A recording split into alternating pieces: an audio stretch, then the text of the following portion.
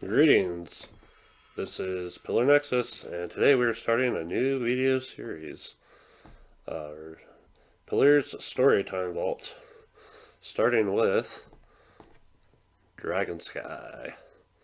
As I've already featured it in my game design vault, let's start with the one game where I probably care the most about the story. In the earliest days of humankind, a great war between dragons threatened to end their time early. The two dragon gods, Pillar and Nexus, stepped in to bring the dragons back home and repair some damage. After a vast time, dragons returned to the world of humans, some coming to serve mankind, atoning for the past, others coming to live as themselves, regardless of how it may affect civilization. The Cardinals of dragonkind seek to make their vision of dragons living in the human world come to life. By service or slaughter, the dragons they command will alter the course of human history. If dragons must fight dragons again, so be it. If the gods must step in, they may not be able to step together this time. The dragons' actions will serve one or the other, and they need their kind's faith in them over the stability of humanity. The time of fair weather for humanity is over. This is the age of Dragonsky.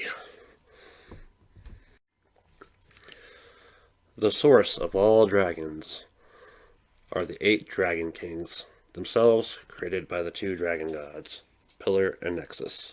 4 kings serve under each god. The dragons are summoned into existence through rituals. Those dragons can create a ritual with each other to summon a new kind of dragon.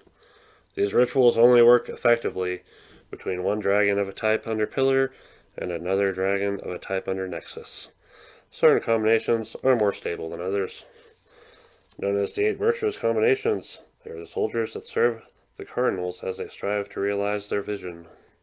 Humanity has mostly given up on trying to kill the dragons, but not on driving away the ones that cause them problems. Pillar, known by the divine title of Purpose Without Ego, served by the kings of Holy, Nature, Chaos, and Machine. Holy inspires humanity to virtue and heroism. Nature, showing humanity the tools and treasures in the world around them. Chaos, tests the skills, preparedness, courage, and integrity of humanity. Machine, encourages humans to create, invent, experiment, and learn.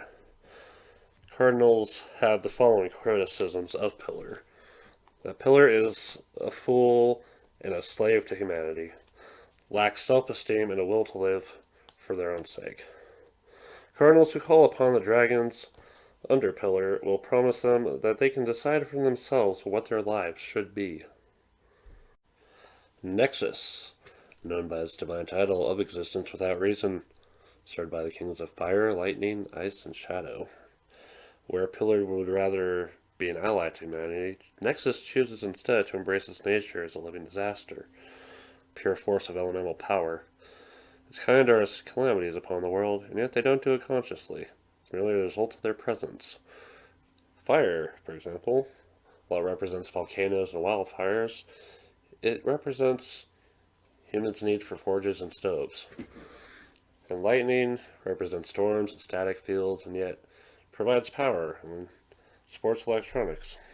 Ice, while it brings blizzard and deep freezes, supports refrigeration and healing through cold. And shadow, solar eclipses, extinctions, famines, and yet supports privacy and safety. Cardinal criticisms. Nexus is not liked for lacking direction and discretion. It's clear that they have no accountability, and the Cardinals make that point clear in the dragons they recruit.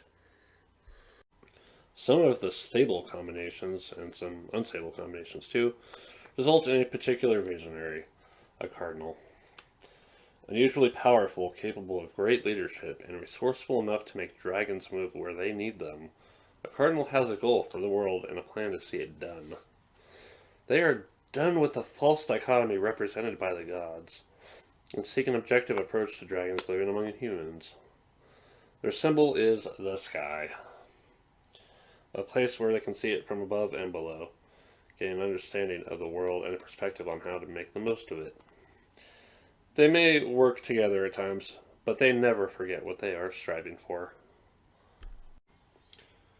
Dragons can't ignore their desire for competition, whether in service to humanity or in a test of strength against each other. Sometimes they fight to kill each other, leaving their battlefields a wreck. Working for humanity leaves a similar impact that no dragon can be made to attempt to exceed such an achievement, even if they may be able to do better. The impact made by dragons upon the world of humans is called strife. The places affected by dragons are either abandoned by humans or appealing to humans to come there. However, the gods have concerns of excessive intervention and may step in when strife gets out of control. Except that Pillar and Nexus are desperate to let the dragons and their cardinals be because they're acting in ways that keep them in power. Dragons free to choose the ways that run to either god are better than dragons forced into faith and worship. It may lead, for better or worse, impacts on humanity, but the gods are too stubborn to accept their impending twilight without struggle. Alrighty, if you're this far into the video, I just want to say thank you very much for watching. Trying to figure out what to do next, like more backstories for games or Pillarverse and all the characters that I want to make as part of this expanded world of me and my crazy ideas, talking about stuff, maybe drawing. I don't know, but let's see. If you have any questions, comments, leave them. If you like it, let me know. This has been Pillar Nexus. Thank you very much for watching. Bye.